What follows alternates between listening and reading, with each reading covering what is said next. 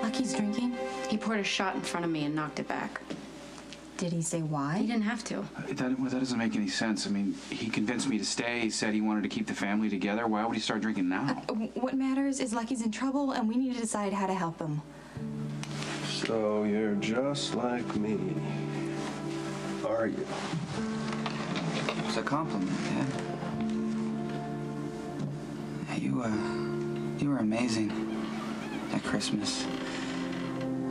You came over the house even when you didn't want to, even when you knew everything that was going on. It must have been really, really hard for you to watch. I take it you know. That Elizabeth and Nicholas are sleeping together. Yeah. I know.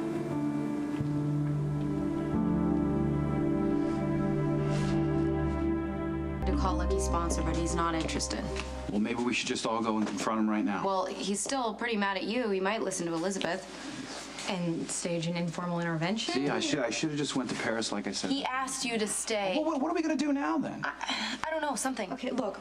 Lucky knows he's an addict. He's responsible for his own choices. We didn't force him to pick up that drink. Oh, yeah, just talk the talk. I mean, do you guys seriously believe that Lucky would be drinking if he hadn't found out that his brother was in love with his fiancée? You know what I've been thinking about? A little blind boy shoots pool. Oh, that was a beautiful hustle. Yes. Mom hated it.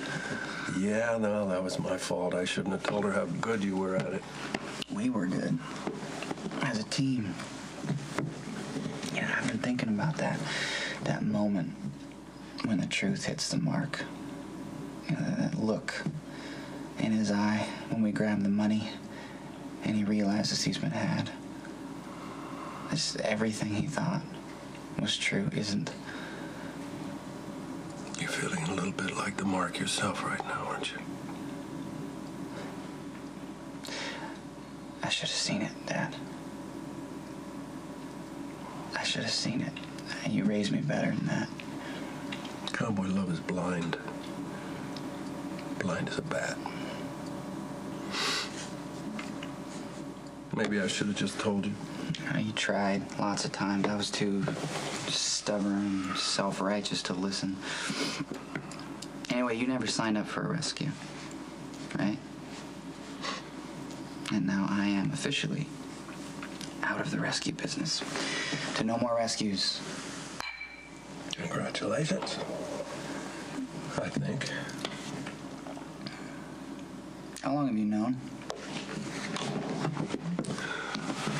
A while. I saw them on the docks, and they were sharing more than a friendly peck on the cheek. So that's what set you off. I wanted to tell you so badly, but it was complicated, you know. I mean, first of all, it was none of my damn business. Secondly, you wouldn't have believed me, so I talked to Nicholas, and that was a complete waste of time. And then I spoke to Elizabeth. She begged me not to tell you. Did she? Why didn't I just let her go? I mean, she's been so unhappy from the start of this. What is that, Dad? What is it? Is it stubbornness? Is it ego? Denial? What? It's love, son. And all of the above. I knew that you were going to have to handle this in your own way, in your own time, and that was really hard for me. But after the Christmas party, it was just too damn painful to watch anymore, so I handled it the way I handle things, and that was to hit the road. Yeah. You should have taken me with you. Maybe I should have. How did you find out?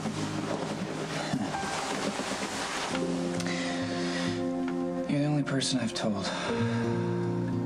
Elizabeth and Nicholas don't even know. I walked in on them having sex.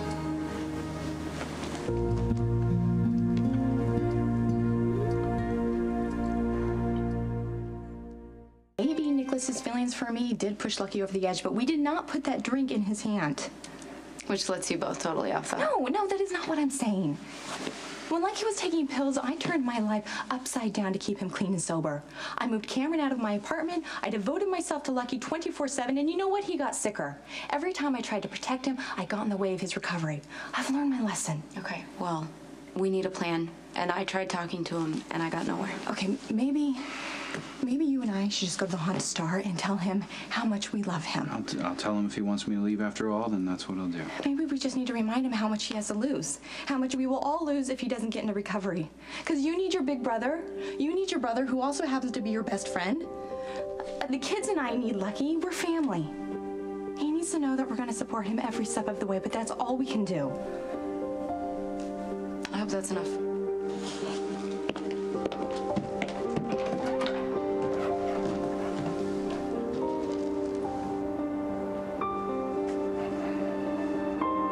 Well, it's not easy to wrap your head around this kind of betrayal. It's weird. It's weird how denial works, because I knew something was going on. I mean, I knew it. Elizabeth was acting so tense.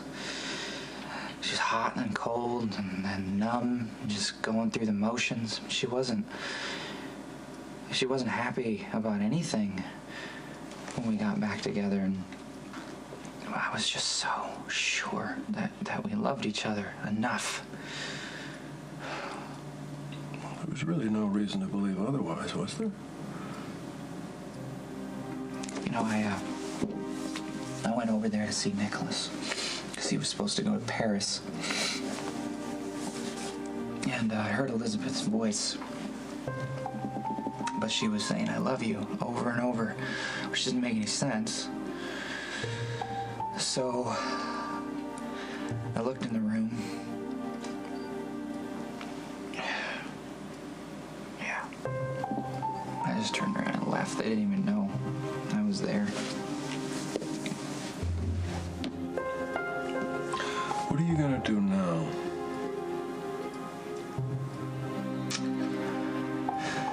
I think I'll just sit here and drink. Isn't it a song? It is. Merle Haggard. Yeah. Yeah.